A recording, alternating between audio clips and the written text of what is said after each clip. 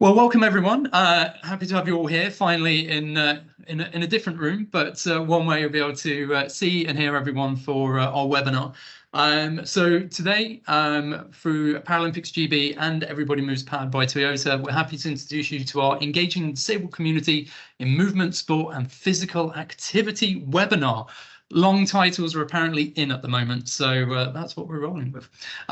Great to have so many people from so many different organisations and groups and organisers. Yeah, so we've got quite a range of people joining today. So hopefully we're going to be able to give you some fantastic tips from our learned and professional experiences, and also give you a very interactive session where you can ask us some questions, pick our brains and see what ways we can help with engaging the disabled community.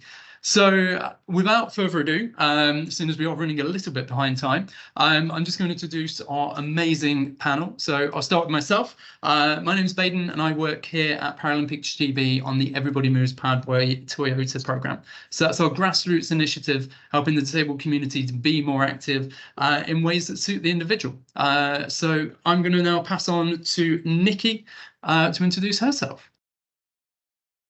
Everyone, I'm Nicci Bailey. I'm the Social Impact Manager here at Paralympics GB. So I primarily support in delivering and implementing our social impact strategy, but I also specialise in inclusive practice and audience development for disabled communities and how we can provide really inclusive experiences. And I've been doing a lot of work on that recently, so really excited to dig into some of that today.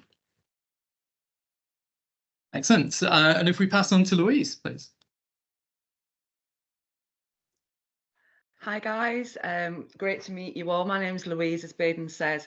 I'm the founder and head of coaching of Chronic Warrior Adaptive Boxing Academy, and that is the first and only England Boxing affiliated adaptive boxing academy exclusively for people with disabilities and learning impairments. Fantastic. And last but not least. Hi everyone, I'm Ayaz Bhuta and I am a former wheelchair rugby athlete and a Paralympic gold medalist in wheelchair rugby. I work for a disability equality charity, which is well known. I'm not sure I'm allowed to mention their name, so I'll keep that. I'll admit that. And I'm also part of the Everybody Moves Lived Advisory Board, so working closely with Baden, unfortunately. You love the pun-offs, let's be fair. Yeah. We've constructed the session today into 3 sections. So the first of those 2 is around creating or developing a session. The second one then is around attracting and engaging the disabled community. And the third section actually is your chance to ask us questions. So hopefully we're going to leave a nice big amount of time for you to be able to do that. When we were putting this together, one of the biggest learnings we've had here at Everybody Moves, and something we've done with the program right from the outset, is to actually try and embed lived experience and co-production into the program. Sorry, if anyone's just joining, apologies if you can mute yourself. We don't quite have that power. Thank you very much. So what that's actually led to, some of you may remember Everybody Moves in its former iteration as Parasport. So actually feedback from the disabled community was that wasn't quite really in tune with what the programme objectives were. And through our Lived Experience Advisory Board, which Ayaz is part of, that actually led to a full rebrand and saw the re-emergence of that evolution as Everybody Moves. So that's one of the big learnings we've had quite recently, and we're seeing that implementation of lived experience, but also co-production throughout many more areas and sectors. So that's really great to see. But speaking of learnings, I'm going to pass over to Nicci just now, who's going to talk through some of the areas that she's been working on recently to do with events, but also how that might help with creating or developing sessions at your clubs, or removing barriers as an organizer. Over to you, Nicci. Thanks, Baden.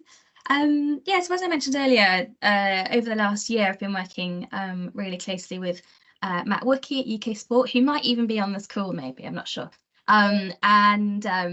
We did a collaborative project on inclusive events, looking at the major event sector in the UK for sporting events, and looking at how we can really identify the challenges and barriers that that disabled spectators can face. And actually it's been such a really interesting program, and actually some of the things that came out of that is actually, you know, I was working really closely with event organisers, and some were large, some were small, and actually what the main thing that came out of it across the board was actually a fear of getting things wrong, so doing nothing. And actually that was such a big sort of learning process as part of that program, and actually identifying how we can support people to kind of go, well actually just try. And if you're trying, and if you're sort of thinking that actually you can do more, then that is progress. And actually that, you know, access and inclusion isn't a tick box exercise, it's a journey that we will continually go on. It will never be finished, because there's always more new technology, new language, new ways of working, best practice. And so actually it's just, instead of having a tick box, it's more of a, and while checklists are very helpful, it's more of actually re-navigating conversations and how we look at events and experiences and classes and things like that. So that's been one of the most valuable things I think I've taken away from the programme. And I think the other thing around fear of getting things wrong is there's a sort of habit of gatekeeping information. And by that I mean, again, it's stemming from the fear of getting things wrong. People tend to just not say anything, and they're not. And I think, you know, one of the things I found is there is basically no celebration or marketing promotion of access provisions for any kind of events, and if they are, they're not celebrated, and usually that information is really hard to find. And so actually a big part of what I'm trying to do is around building faith and earning trust with disabled communities and spectators and participants, and actually looking at asking ourselves as event organisers, why should people trust us? And what are we doing that is building faith and earning people's trust for them to come and to experience what we're offering? And so that's kind of where we've got, like, that's kind of wrapping up now, and actually we're looking at what we can do to kind of support, you know, in places like this, with this kind of learning that we've come along with. I'll wrap up there, and then I'm interested to see what Ayaz and Luiz have to say as well. I mean, absolutely. I'm pretty sure we could fill a whole hour with your learnings from these projects. Absolutely. But in terms of what we're looking at with removing barriers as an organizer, but also creating and developing more inclusive sessions, Luiz, I'm going to pass to you, as having created some amazing stuff out there, and I had the privilege of joining you for a Club of the Month up to see exactly what was going on there. But do you want to tell us a little bit more about how you've come around to adapt boxing to be more than that?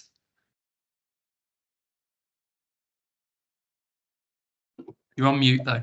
Sorry. Yeah, tactic ones didn't work. The first thing with boxing is that when we think about the word boxing, we automatically think we're going to get punched in the face. All right. But I can tell you now that none of our participants have ever experienced that. This is non-contact. So the first thing we do is try to dispel myths around the sport or the movement, the activity that it is that we're going to be doing. And the second thing is, I always say to, whether it's an online class or a gym setting, I don't want to see the whole group doing the same thing, because each person in that group is bringing a different set of challenges and a different way of overcoming that. And it's just for us then to individually adapt those exercises or those activities within a safe space, within a group setting. So if I want to ask somebody to throw a straight punch, that's going to be the end goal. But the way that we go about doing that varies, whether you're standing, sitting, whether you're a manual wheelchair user, power chair, all of that varies.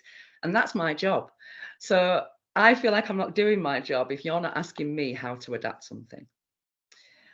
The other thing is, we talked about safety, and I know Baden and I, we certainly, it's about minimising risk, but the word safe for me means safe space as well, not just minimising risk physically, but creating a space, an environment where people can ask questions and get them wrong, and get things right, and then share experiences. And just picking up on what Nicci said about the fear of getting things wrong, it's also the fear of the unknown.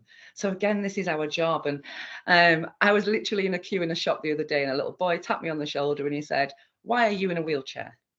And I love that, because when do we stop asking those questions? There's a point in life when we stop, and that is what I'm here for. So for me, ask questions. That's a really, really important part.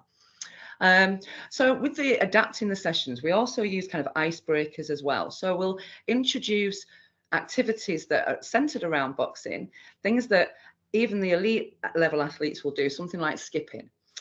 But somebody will say to me, "But I'm in a wheelchair, Louise, I can't skip." Yes, you can, because we will have adaptive split ropes for wheelchair users with different sizes, weights, resistance. We'll have traditional skipping ropes for those who are able to skip traditionally. And then there's a certain age that people will remember these, ankle skips, the little hoop with the ball on the end that we used to play with at school. So for people with an upper body impairment, they're also able to take part. Arm circles, finger circles, wrist circles. That is a form of skipping. And that's just one example. We also try and go into dispelling the sensory barriers within sport and movement, and also understanding why we're doing something healthy, movement, and how that links into food and nutrition, and take a really holistic approach to it. So after this session today, I'm going to an inclusive school for an after-school club to deliver snack box. And I put Baden on the waiting list because I know he wants to take part in this. So today we're going to be painting apples using apples, and we're going to talk about all the benefits of apples. And everybody gets to take home a variety of the different fruit, and they get to learn about that and tell us about what we're going to be doing on the next week. So they're just some of the ways that we introduce boxing to people without getting punched in the face, and hopefully that creates that safe space to enjoy sport and movement in future. Amazing. Yeah, do make sure I get that invite through. It sounds fantastic. And the one thing that we've seen a lot with the Everybody Moves Club of the Month initiative as well, as we've been out, it's starting almost with saying yes. That activity is possible, and then trying to work it backwards from there. We were down filming with the Wave Project, and some of the ways that they've adapted surfing that might not seem like a very inclusive sport at all, but finding those different ways to make it work for absolutely everybody was really inspiring to see, and it's something that we're seeing a lot throughout all those clubs in the design of the session. So a really good way to start with yes, and then figure out how and why on the way through. As I'm going to pull you into the conversation as well, if I may. So just to really talk about the positive impact of inclusive and accessible attitudes and what that kind of brings overall. But what does this look like at elite level as well? How does that all come together?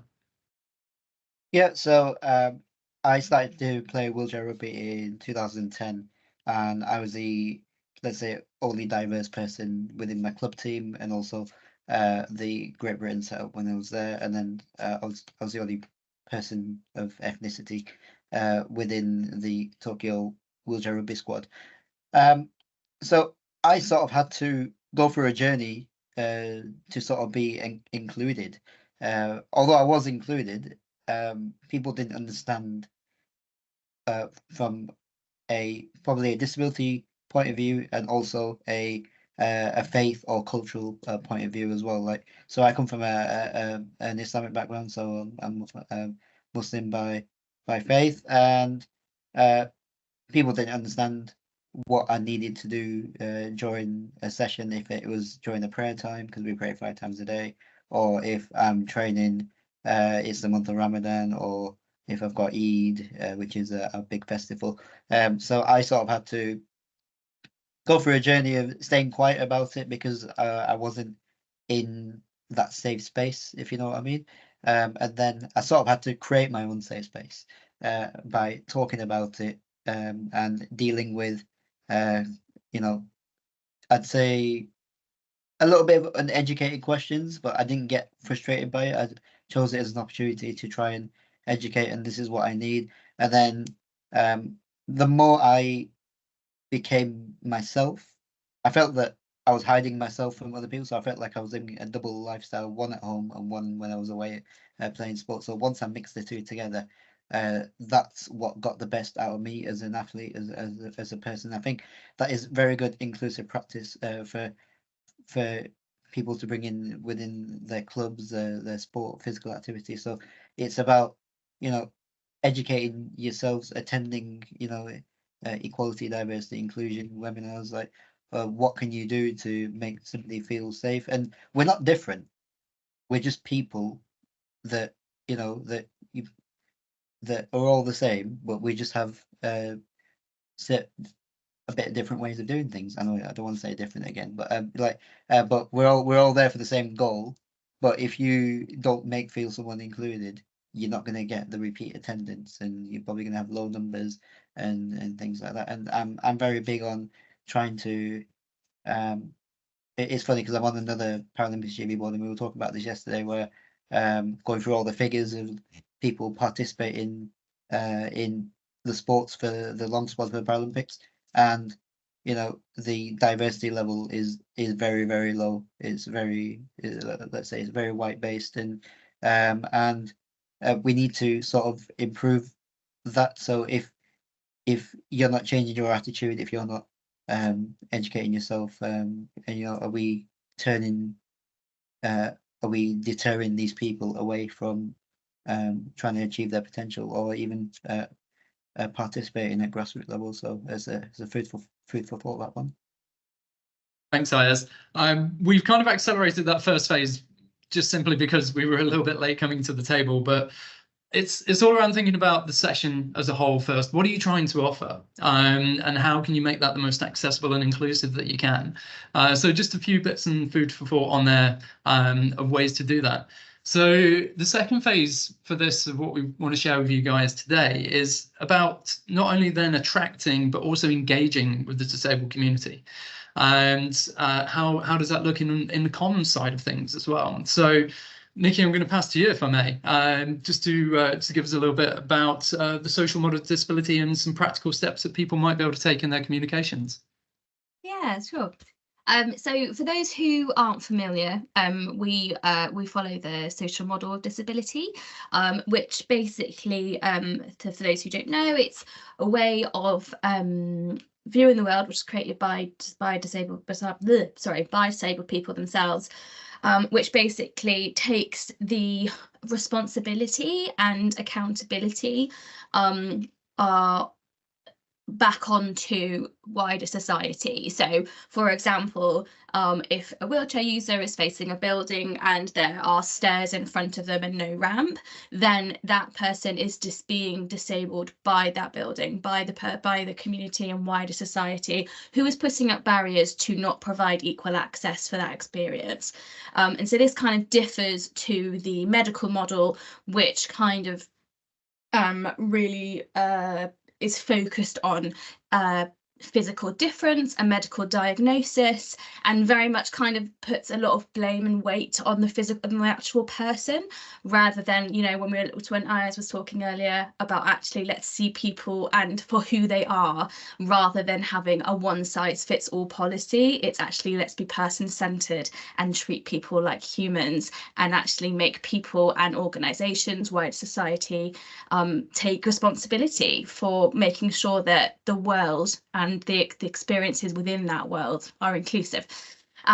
So digging into that a little bit, I think that's one way that we've really looked at major events over the last year, and really looking at how we can apply that person-centered approach at scale, because it's really easy to go, you meet someone, you know, perhaps they come to one session and you start developing a relationship with them, and you know, that's really easy thing to do. That's probably the best way at the moment that a lot of clubs and events and organisers are building relationships, which is great, but also how do you apply that to scale? And like I said earlier, like one of the things is actually going, okay, well, why should people trust us?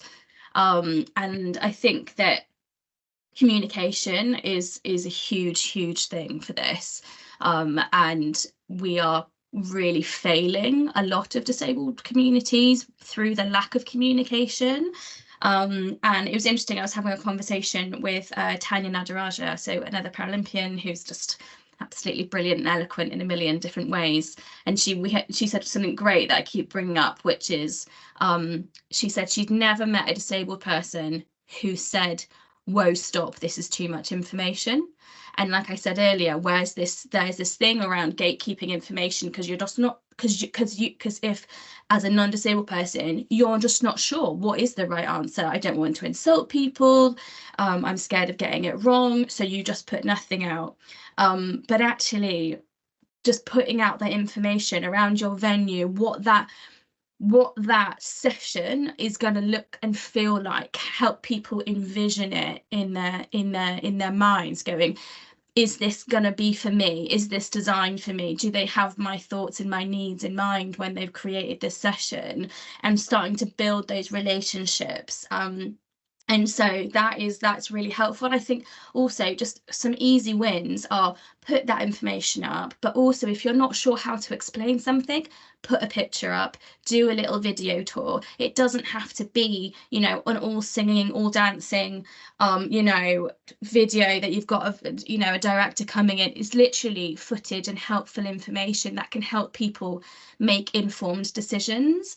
And once you start doing it, you'll have conversations with people being like, oh, I didn't realise this is really helpful, thank you. Oh, by the way, next time it'd be really great if you had if we could tell me about this. And it opens up dialogue, and then you start building those relationships. And, you know, like I said, that is a journey that doesn't happen overnight, but it is certainly an easy win. And one thing we'll share after the with some of the resources that we're going to be sending out after this is I worked really closely with wheelchair fencing at the Wheelchair Fencing World Cup back in January, and they really put their heart and soul into making the event as inclusive as it can be. And from their point of view, it was great because I could see how they were delivering it for their athletes, for participants, and for volunteers, for spectators, and for their staff, going, okay, from a really holistic point of view, how are we creating environments and experiences that work for everybody? And one thing that we created was just a little video going, this is what it's going to be like on the day. And it's what we call social stories, and the arts and culture sector do this really well, but the sports sector's behind on it, and they don't really exist at the moment. So it's a really easy tool that builds a lot of faith, is actually really valuable to the venue that you're working in as well, where you can go, okay, oh, if I was there, that's where I park. Oh, okay, oh, they do have accessible toilets, great, okay, brilliant. Oh, there's a ramp there, oh great, I wouldn't have known to use that, I would have been nervous. And like kind of rebuilding up what that experience is on the day to remove fears, so they get to decide on the day that they get to just enjoy sport, not wandering around whether they need to find a toilet or not. And so those little things are like the building blocks to sort of build faith and trust that actually that their needs will be met. So those, yeah, I'm gonna stop there because I could talk about this like all day. So I don't want to waffle, and we are short on time. There's going to be requests coming in for a webinar of your own on this, Nicci. Oh god. And we will make sure, it was already asked in the questions, that we'll share the documents and the research and the findings that that you've been working on.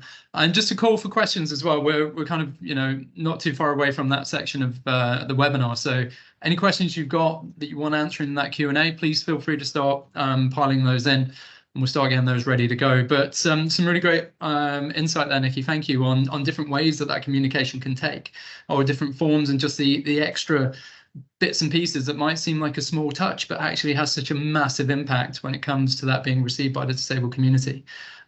Also as well, I know that some people they're a little bit scared of, what do I do for alt text, as an example.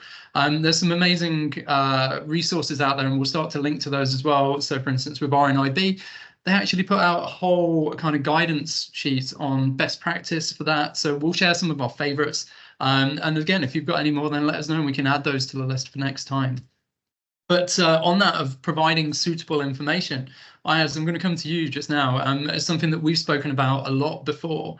But if you could talk us through just a little bit more about that suitable information that can be given as a provider, but also partnerships. We've spoken a lot about partnerships in the past as well. So the power of what that can bring. So over to you, please. Yep. So most of you will have a physical activity or sports club in which you're advertising. And what we found as a lived advisory board, we thought we went through a lot of social media posts, and we're asking ourselves questions like, who's this for? When is it? Like, what type of disability is it suitable for? Is it inclusive for all? What age group, etc.? It's worth just putting that on any leaflet, any social media post, any video that you're doing, just to remove those barriers that Nicci was talking about there, and people won't have questions, and they can just turn up and really enjoy themselves. And it's worth having like I think Nicci touched on it a little bit earlier, with like a video of your accessible space, like just starting from an entrance all the way up until the exit. And it's even worth showing a bit of your session as well, so just to give them a bit of a flavor and a bit of a taste of what they're going to expect. And it's also, I talked to many organizations, and especially a couple that I work for, and they say, I always ask the question, like, you post about religious holidays. That's like, Christmas is a religious holiday for me, and people post about it, and then I said, what about the other religious holidays? Like, why aren't we posting about those? Like, oh, we don't get involved in that. But I'm like, Christmas is a religious holiday. So if you want to increase your diversity, and if I'm a South Asian person, if I'm a Jewish person, what we're looking at this, like, I'm going through your social media posts and I'm not seeing anything that really speaks out to me. Maybe we could increase our diversity that way, and just really be very inclusive towards that way. And partnerships, if you partner with your local organizations, your active partnerships, your local councils, your community hubs, your community engagement programs, they have a lot of people that will be wanting to attend your sessions, or might be interested in working with you, which might raise your profile to hit certain areas, or hit your disability demographic, your ethnicity or diversity demographic as well. So it's very important. And if a person does come to your group and they have suggestions to make, our first instinct as a person is like, oh, I've done all this work and I've thought about everything, and like, it shouldn't be offended. It's about having, everybody's experience is different, so it's worth taking that on board. I've had that a few times within my community groups that I've dealt with, and I'm thinking, oh, I missed that bit. Why didn't I think about that? But it's great to have that diversity of thought as well. So being empathetic towards the situation or the person, which would really help as well. So yeah, that's me. Thanks, Ayaz. And it's that strength in partnerships comes all the way back to creating your session as well. Nobody's expected to know everything about everything. Reach out to local groups, find that synergy to create not just our session, but the most amazing session that you possibly can, that really helps the people that you're trying to reach. And I think that's where it's strength in that. It's not to say that you don't know anything. It's just meaning that together you can conquer and deliver more. I think that's always brilliant. So talking of attracting new participants, Luiz, master of bringing everybody into the world of boxing. Tell us a little bit more about how you've gone around that, but also maybe some take-home practical steps that other people might glean from here too. Yeah, so one of the things that we started doing last year, we're just coming to the end of a 12-month cycle of it, and it was something that was funded by Sport England. And going back to that, the conversation we was having earlier about dispelling those myths and trying to just welcome people into that space. So what we created is a sport and social Sunday. And basically, this is an opportunity for existing members, their families, their care providers, companions to come in, do a small adaptive circuit or movement session. And then we work in a partnership with a local food provider that's got a local food bank as well, to bring in nutritional food and refreshments. On top of that, we welcome people who've never been before. So what you've got now is existing members, people who've got experience in our club and what we deliver, but new people coming through the door, not having to put a pair of boxing gloves on, can have some food, have a coffee, talk to the coaches, talk to families, and really start to see that this is more than just a boxing club. This is a community. That the guys have kind of called themselves the Warrior Tribe.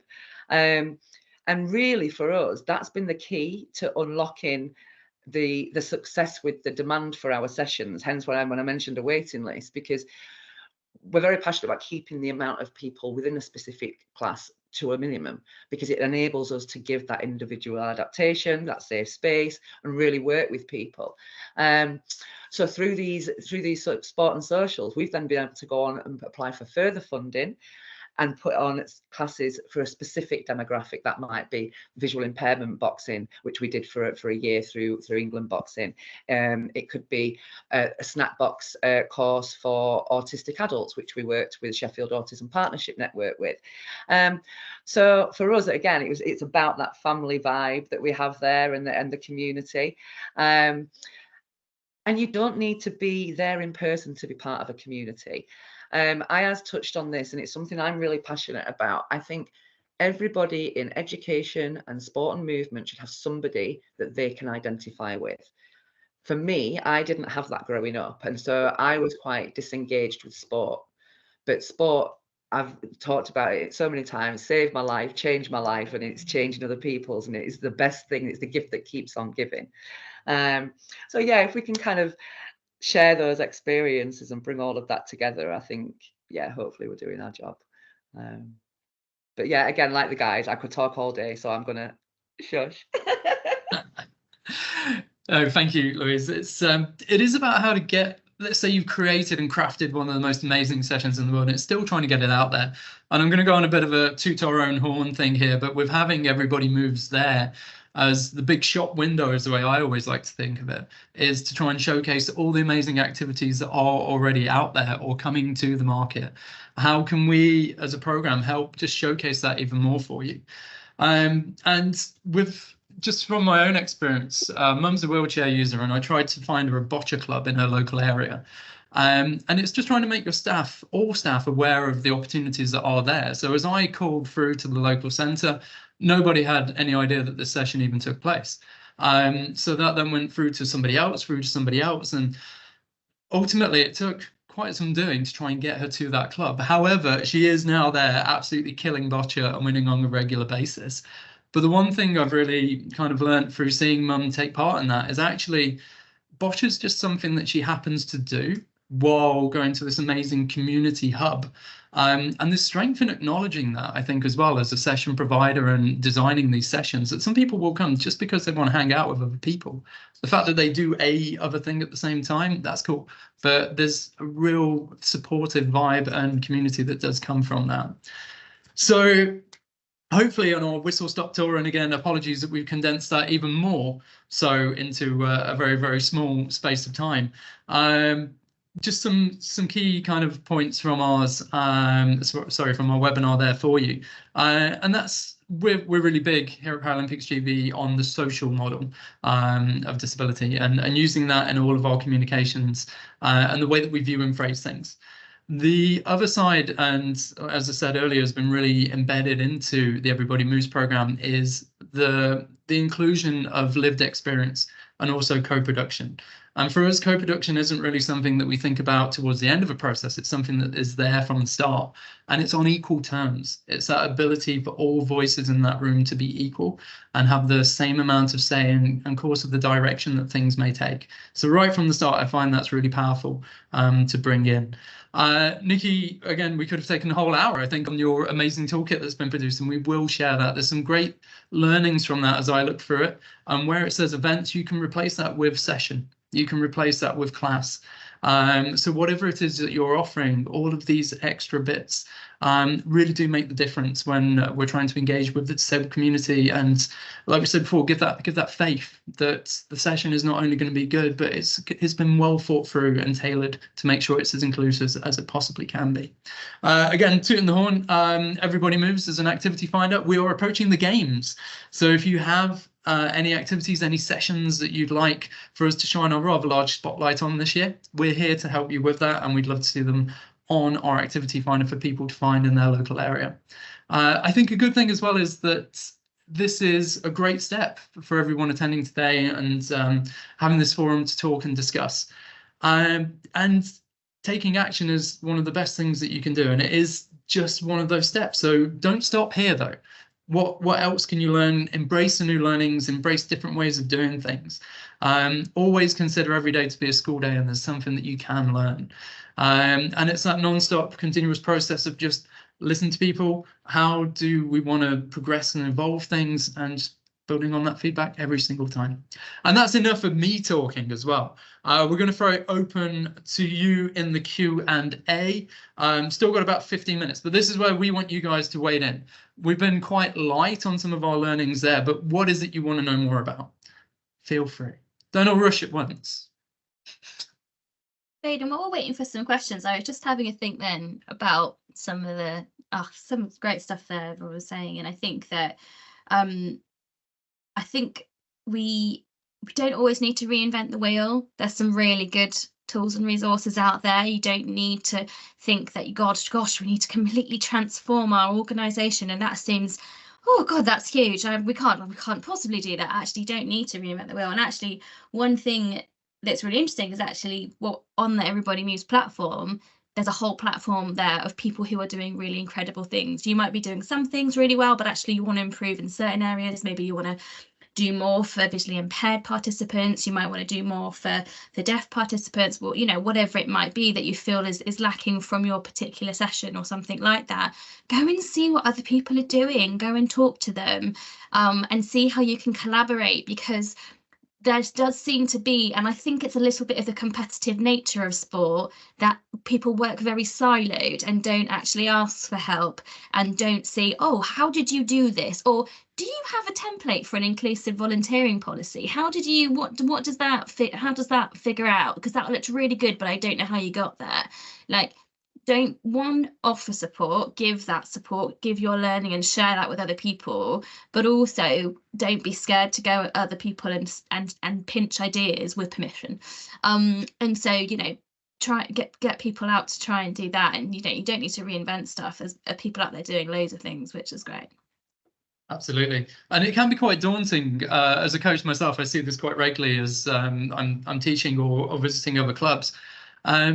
And if your sport traditionally isn't maybe that inclusive, and you're trying to find out ways to open that up and be more adaptive or inclusive, it can be quite scary to know where to start. And some NGBs and some activities and sports have a very kind of pre-built line. You know, there's qualifications or awards that are there. And I always remember our shoot we did last year again in the world of surfing. And Surfing England now have their own adaptive qualification, but at the time they didn't. So people were actually going abroad to get that. And if there's something not there in the provisions, so the one thing that they identified was that they needed more volunteers to be able to run those sessions, but there wasn't a volunteer award or qualification. So the Way Project worked with Surfing England to develop that. So if something isn't there, be brave and take that step to go, what can we do? How can we bring that together? So there is strength in that, but yeah, like you say, if something's not there, borrow some ideas in with permission, of course. Just going to the questions on here. So from Charlie, Louise made a lovely point that children almost have no filter or fear in asking questions and wanting to learn. How important do you feel it is to embrace this and influence the next generation and make more and more of these valuable learnings the norm for the future? Any tips for organisations to do this as well in terms of engaging that younger audience? Luiz, let's go over to you for that one, please. How to engage people from a younger audience. And I think this is where social media is key, all right? And creativity. Be crazy. You never know what's going to go viral until it happens, all right? And it could be the daftest of thing. And just going back to that split rope skipping, I did a video years ago of me sat in my wheelchair skipping, and it went crazy. And all of a sudden, I've got people going, "Oh my God, how did you make those? I've just found them on a company, they're 65 quid. I was like, no, you can make them for a £5. This is what you do. And all of a sudden, you've got these kids making these skipping ropes, and we basically take a skipping rope, chop it in half, fold it up a few times, and wrap it in electrical tape. So all of a sudden, you've got kids making these colourful skipping ropes with their pink unicorn electrical tape they've managed to find from God knows where, and it's just about igniting that little bit of a spark, and then you can just blow onto the fire. And community champions, I was going to mention this earlier, but this is a brilliant way to get younger people involved in what we're doing and support the adults who are the coaches and the mentors who have that fear of getting it wrong, asking the questions, going back to that innocence of young people. So you can have, we have online classes, so we have people all over the world that access these. So we've got community champions in different continents supporting different areas of the community. We've got a lady in America who has spina bifida, and through adaptive boxing, literally punching the air for a year, she lost 100 pounds, which meant she was able to have surgery because her weight at the time meant she couldn't do that. So she then talks about this in our sessions and inspires these young people again. Doing lives, get on your Instagram, get on your Facebook Live and schedule. Baden and I are going to be doing one of these, so you'll get some information shortly. So put out some, say, right, okay, we're going to talk today about wheelchair rugby. Ask all the questions you've got. So we'll then look at all those questions, and then we go out and we do a live feed, and we answer the top 10 questions that we've been asked. And all of a sudden, we start to explain the reason why wheelchair rugby was called murder ball, and it no longer is. And actually, you don't have to be colliding and tipping out of your chair to enjoy the benefits of wheelchair rugby. And again, it's just about igniting that little spark. And social media is the key, because it's so accessible. You don't have to leave wherever you are to find it. And don't be afraid to go online and deliver sessions, because your lounge is your front room, it's your gym, it's your safe space. You don't have to have your camera on to take part in an online session. We put safeguarding measures in place to ensure we know who's on there, but it's another way of taking part at your own pace. It's also a gateway into getting them to come to in-person sessions as well. Like, as you know, coming and trying and doing something online, you know, that's really easy. It feels really safe. And then you get them hooked to be like, oh, actually, this is more. Maybe this is for me to go in person. If you know, one day doesn't have to, you know, like I said, it's different for different people, and some people just want to do stuff at home, and that's completely fine. But actually, there are some people who actually, like I said, you know, need to earn your trust and build that faith. And so I think that's a really interesting point from Luiz, and actually how that can act as a little gateway drug into in-person in-person sessions. Ayaz mentioned about the impact of training around Ramadan and other religious festivals and things like that. And actually, I work within professional boxing as well.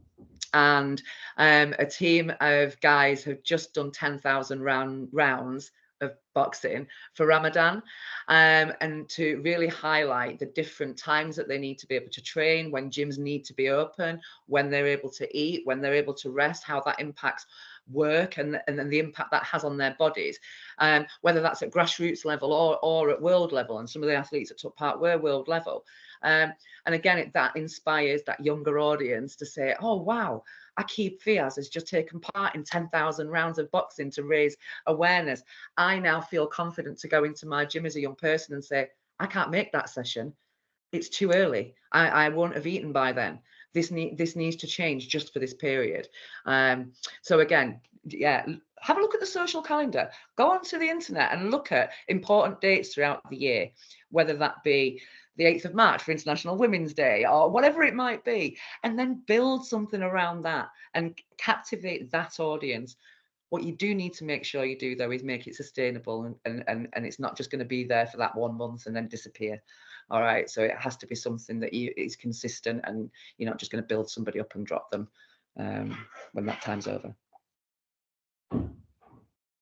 Amazing. It's a really quick one, just as I'm coming through on the questions here. Lindsay at Limitless British Cycling, thank you. How's everybody moves promoted to next works who may not have ever considered movement and physical activity? Well, the good news is, with us as Everybody Moves, we are again that giant shop window into all the people that are listing with us. So we're always looking at ways that we can reach an offline audience. So through some of our partnerships with posters in doctor surgeries and in actual physical publications. So we're still spending money into advertising and engaging on that side. Also as well with some of our more recent influencer marketing. So if you have a look on Instagram, we had the shoot with Johnny Peacock, where we found a disabled family who were not currently active in sport or physical activity on a regular basis. And we purposely went out to try and find that family. So not only was this going to be this amazing story that we could potentially tell through that video series, but also that actually had a real life social impact. So that family now are more active than ever. Yasmin has been skiing since then. So, I mean, she went from doing kind of cycling and a bit of tennis on the day to skiing. I mean, that's quite a jump. And Remy, their son, is coming to more classes. So he's actually got the confidence off the back of that. So we're looking for creative ways that we are getting out to those other audiences. And I don't want to give my game plan away totally, but there are just a couple of the ways that we are getting out there. But that's why we always think if you're taking the time to list with us at Everybody Moves, we'll do our absolute best to put your listings, your activities in front of the widest audience we possibly can. So that's where we work hard on your behalf to make sure that we're doing that. The other stuff about data and tracking, that's quite a geeky one that I'm sure will put everyone to sleep in the last 3 minutes, but we do have ways that we do track that. And if anybody's interested in that side, Lindsay will pick up separately, but I'm happy to talk about that with anybody who wants to chat stats. So yeah, just blipping on through Declan about how to become a community champion. I'll pick up with that one after and just the wrap up of that. There's some really great ways and a whole wide range of organizations for which you can become a community champion or get involved. So I'll definitely help and pop those in there. We've got only a couple of minutes left, so I'm just strolling through these now. With the two that we've got left in there, I think we're going to cut it fine to give you a good answer. So Sam, totally seeing that one that you've got there, and Kirsty as well. Let me put those answers from myself and the wider team into a follow-up email with you. But both great questions, and sorry we don't have the time quite to cover that. Hopefully to everyone who's joined, a big thank you, but hopefully as well that's been really useful to give a little bit of insight from the range of our panel today into different ways to think about either designing your sessions or bringing those to market.